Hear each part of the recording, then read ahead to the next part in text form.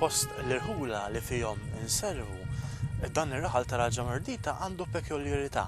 Il-fatt li l-maġġoranza ta' dawk li jqogħdu hawnhekk huma Kattoliċi. Il-koll niżlu mill-muntanji wara l-epoka komunista biex jisibu ħajja aħjar. Ma kif għedna mhux dejjem kienet faċli.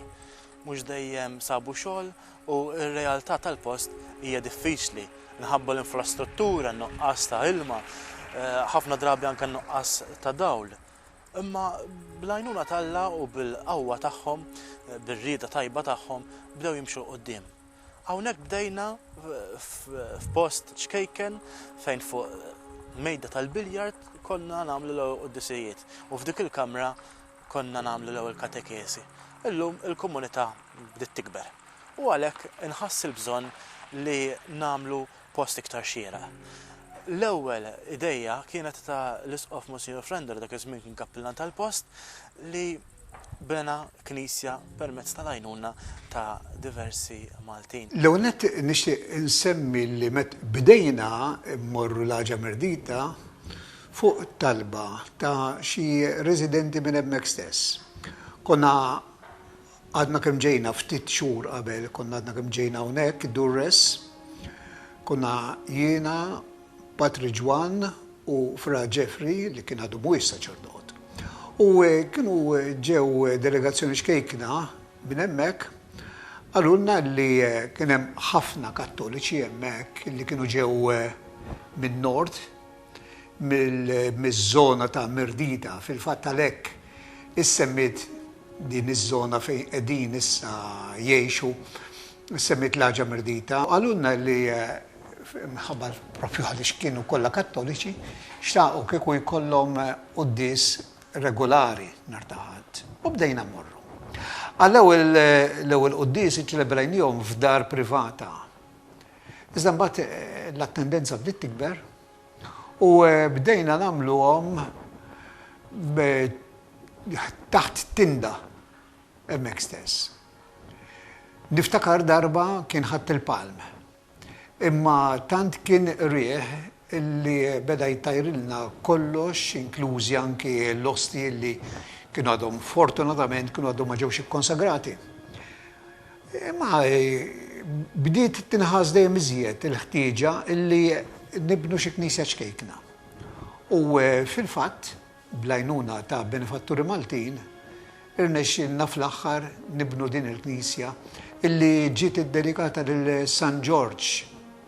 Prinċipalment inħabba l-fatt li il-benefatturi kienu kollha mill-parroċċja ta' San George ta' Ħal-Qormi. L-attendenza għall-Grazzja t'Alla bdiet tikber, l-aħħar li ċelebrajt il-qudies hemmhekk kien sewwa sew fil-festa ta' San George din is-sena fit-23 ta' April. U verament għajt mistaġeb kif grazzi għal l-entużjażmu u l-ħidma tar-rettur attwali ta' dik il-knisja, Patri Jeffrey, rajt kemm l-nies ġew iktar dixxiplinati u organizzati.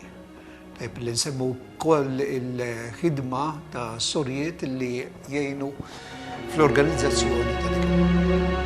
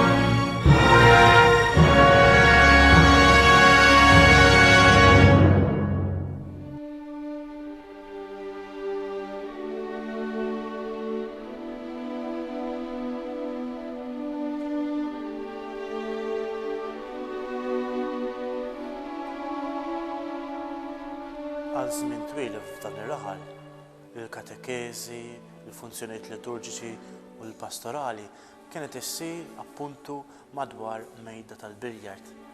Għalhekk inħass il-bżonn li nasbu struttura xierqa fejn is-sagramenti jistgħu jiġu amministrati kif ukoll xogħol ieħor ta' pastorali u evanġelizzazzjoni. Li tibni komunità nisranija ma jfissirx biss li tagħmel knisja ħalli jkollok fej tiġbor in-nies għal qudiesa u għat-talb u tagħtihom meħtiġijiet l-oħrajn. Il għaliex in-nisrani huwa bniedem li għandu l-ġisem u għandu r-ruħ, tieħu ħsieb tar-ruħ u wkoll fejn hemm nuqqas tieħu ħsieb tal-ġisem ukoll. Allura ġie l-ħsieb li jsir proġett hawnhekk ġewwa Ġamirdita li barra mill-Knisja isir proġett ta' ċentru soċjali li fih il-bnedmin jistgħu jiġu mejjuna fuq il-sensiela kollha tagħhom, fuq il-ħtiġijiet kollha tagħhom. Minħabba fejn ġie maħsub proġett li jidher wara li ikun fih minn kollox, l-attendiment kollu li għandhom bżonn in-nies ta' hawnhekk u mhux biss ta' hawnhekk imma anke tal-irħura tal-viċin.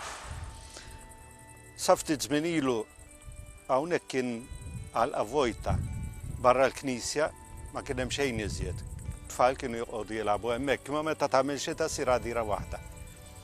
Imbagħad bdejna wara li kellna l-awtorizzazzjonijiet kollha, l-permessi kollha, bdejna bil-bini ta' dan iċ-ċentru. Għal-bidu kellna ftit teħta qalb fis-sens li kien hawn ix-xita u billi l-art hija taflija itelliflek il-bini.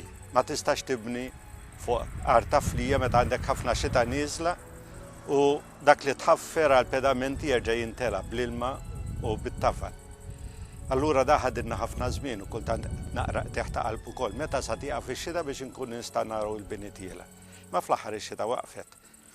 U dak li kienu ħofor hawnhekk bdew jintlew bil-konkrit miflok bl-ilma u bit-tafal. U malli wieħed jibda ħireġ mill-pedamenti jibda jara r-riżultati aħjar.